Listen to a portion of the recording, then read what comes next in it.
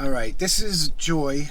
Hi, Joy. How you doing? Hi, I'm doing okay. And I just saw you on Kensington Ave, and I stopped to. I wanted to give you an interview. How old are you? I am 32 years old. 32 years old. All right, and I was talking to you off air that you are from Lancaster, right? Mm-hmm. And you left a very, we don't want to get into personal details, but you left a very, very strict religious family. I did. Okay. And when did you break away from that? What year? Like, about how? So I moved out when I was 16. Mm-hmm. I moved into my own apartment because I couldn't handle my home life anymore. I wanted to do what I wanted to do, and my parents wouldn't explain to me why the bad things they're telling me not to do, why I shouldn't do them. Yeah, I hear it. All right, so you said, at what age did you leave? 16? Mm-hmm. And what'd you, where'd you go from there? So I had a really good job as a certified nursing assistant at a Mennonite Amish home. Okay. I had my own apartment, and everybody came to my house. We partied, experimented with drugs. Okay, because you weren't exposed to them in your previous life, right? That's not whatsoever. So when you started this new life, it was all like new and wow and exciting. Yes. And it was kind of appealing to you. Oh yeah. Yeah. Definitely. And then, so you just started partying, you know, and then it just kind of progressed from there. Right. Yeah. Okay. And at this point, are you still in Lancaster? No. Well. Or just when you went to York? Yeah. Yep. Okay. My second husband and me have a house in York. Okay. And yeah, I don't know what's going on with that either. Yeah, you were saying off air you had a good job. Oh, a great job. A beautiful house. Yeah. Family. Yeah, and I gave it all away. Yeah, I did too, 100 times over. Me too. It's wild how that works, isn't it? Isn't it? It's disgusting. And then they say, "Oh, you don't love us," and yeah, but you don't even love yourself. So how are you supposed to love someone else? I despise myself. Yeah, no, I get it. It's addiction's hard. You know what I mean? And with when I was out here, it was just regular heroin. You know, this fentanyl has changed the game. You know, it has really changed the game. I don't understand it because I haven't been on these streets dealing with it, but it is a straight killer. And then, right, wouldn't it's... Oh, it is. Guaranteed. Yeah, and with the addition to the tranquilizer, it's like you guys have no hope out here anymore. No, and you go through a withdrawal from the tranquilizer itself. Right. Now, that's what I've been talking to a lot of people about is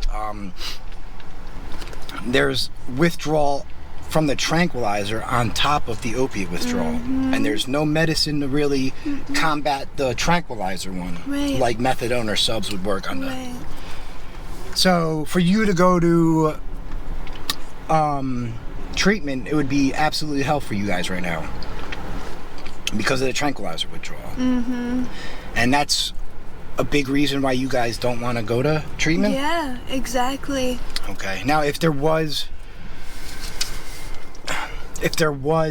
a medicine for, you know, the symptoms of tranquilizer, would you be a lot more receptive to going?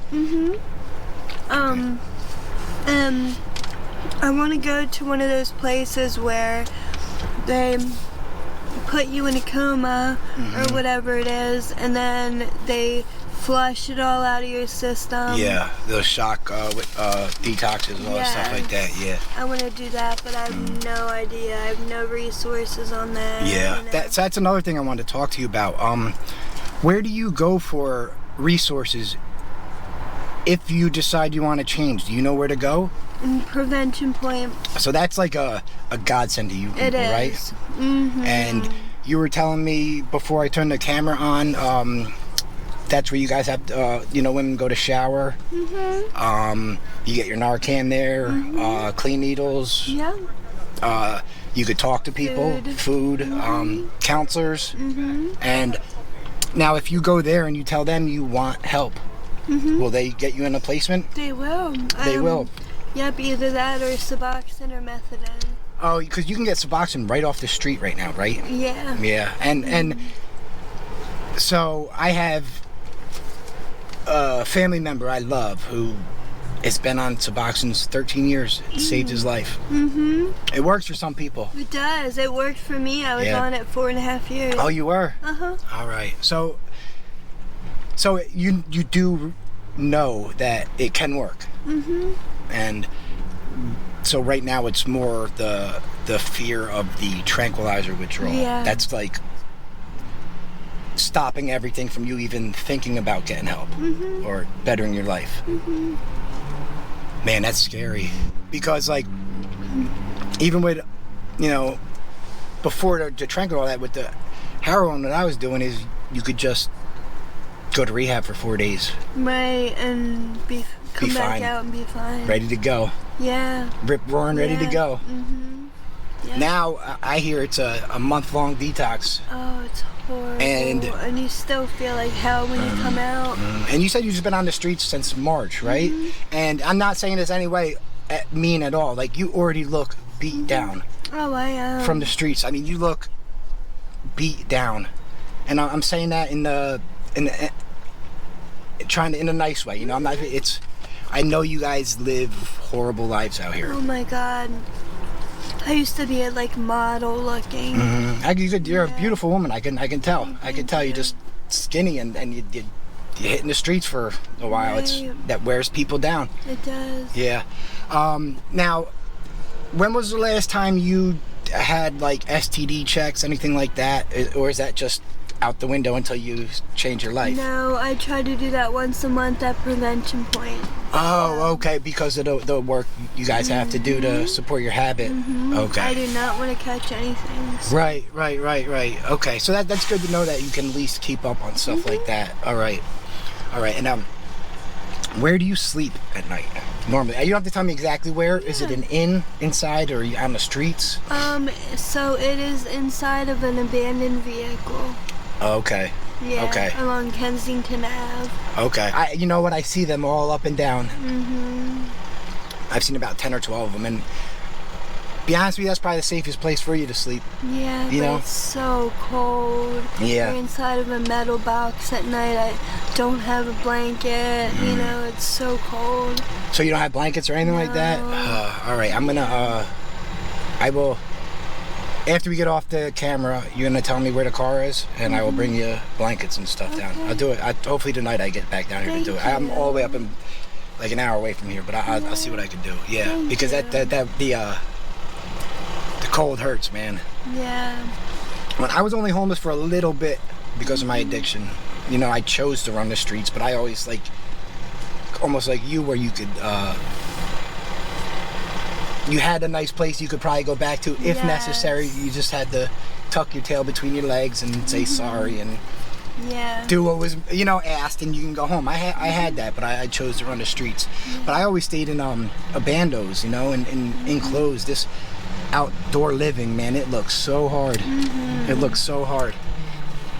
Okay. All right, so it's been about a 10-minute interview so far. I appreciate it. I'm gonna let you go now. The people that sub to my channel, they have a lot of empathy, most of them. Now there's assholes in the comments all the time.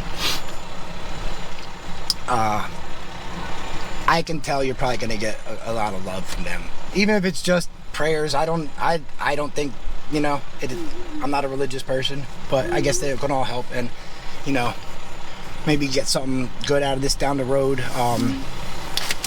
I can help you get into programs if you want, stuff like that. I'm not a preacher though, you know what I mean?